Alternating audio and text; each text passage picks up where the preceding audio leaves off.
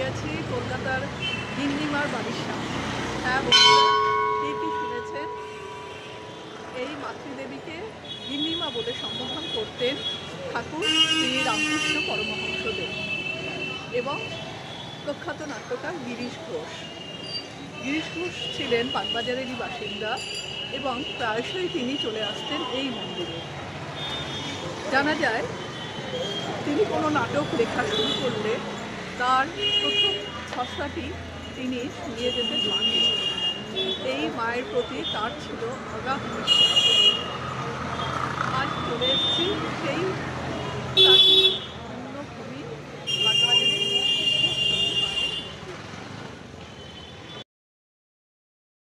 উত্তর কলকাতার বাগবাজার অঞ্চলে রয়েছে প্রাচীন এই সিদ্ধেশ্বরী কালী মায়ের মন্দির।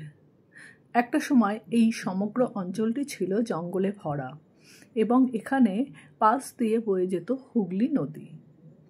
হুগলি নদী এখানে বাঁক নিয়েছিল আর সেই বাঁকে বসত বাজার। সেখান থেকে উৎপত্তি বাগবাজার নামটির বলে অনেকেই মনে করে থাকেন। কলকাতার ইতিহাসে বাগবাজার একটি গুরুত্বপূর্ণ অধ্যায়। এখানকার অলিতে গলিতে রয়ে গিয়েছে ঐতিহাসিক স্থাপত্য। তেমনই একটি ঐতিহাসিক মন্দির ও তার গল্পকথা নিয়ে সাজানো আজকের পর্ব। ভিডিওটি ভালো লাগলে লাইক, কমেন্ট, শেয়ার ও সাবস্ক্রাইব করতে ভুলবেন না। কথিত আছে প্রায় 50 বছর আগে তপস্বী কালীবর নামের এক শক্তি উপাসক হিমালয়ের কোনো এক গুহায় উপাসনা করতেন। তার তপস্যায় দেবীতুষ্ট হয়ে স্বপ্নাদেশ দেন যে গঙ্গার তীরের এক জঙ্গলে পড়ে রয়েছেন তিনি। তাকে যেন উদ্ধার করে সেখানেই মন্দির করে পুজো করা হয়। সেই স্বপ্নাদেশকে পাথেয় করে কালীবর চলে আসেন বাগবাজারে গঙ্গার পাড়ে। এখানেই এক হোগলা বনের মধ্যে তিনি শুরু করেন দেবীর উপাসনা। ভক্তের পুজোয় তুষ্ট হন দেবী। তাঁর নির্দেশেই এই স্থানেরই বেদ বনে বসে কালীর মূর্তি। সেই দেবীরই নাম হয় সিদ্ধেশ্বরী কালী। আবার এমনও শোনা যায় এই মূর্তি স্থাপনের কিছুদিন পরে কালীবরের হাতে দেবী পুজো পেলেও পরবর্তীতে পুজোর ভার বর্তায় এক সন্ন্যাসী কাপালিকের ওপর। তিনি গোলপাতা ছাউনির মন্দিরে শুরু করেন দেবীর আরাধনা।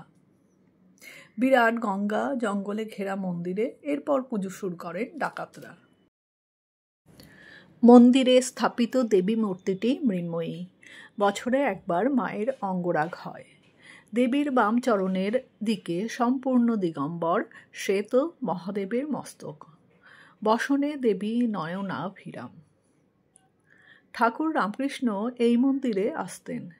একবার কেশবচন্দ্র সেন গুরুতর অসুস্থ হয়ে পড়লে ঠাকুর সিদ্ধেশ্বরী মায়ের কাছে ডাব চিনি মানত করেছিলেন।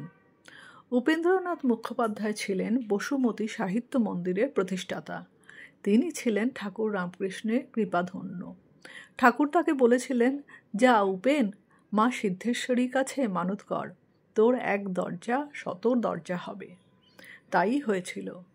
নট ও নাট্যকার গিরিশচন্দ্র ঘোষও এই মন্দিরে প্রায়শই আসতেন। তিনি নাটক রচনা করে খসড়াটি প্রথমে মায়ের পায়ে ছুঁয়ে তারপর নাটকের মহড়া শুরু করতেন বলে জানা যায়।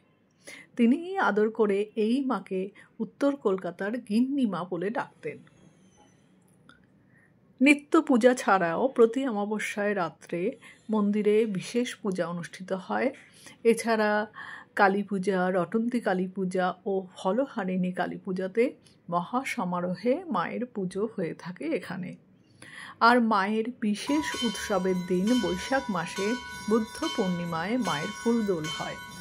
সেদিন মাকে ফুল দিয়ে সাজানো হয়, ফুলের গহনা পরানো হয়। সেদিন ফুলের সাজে মায়ের জগৎ জননীর রূপ ফুটে ওঠে।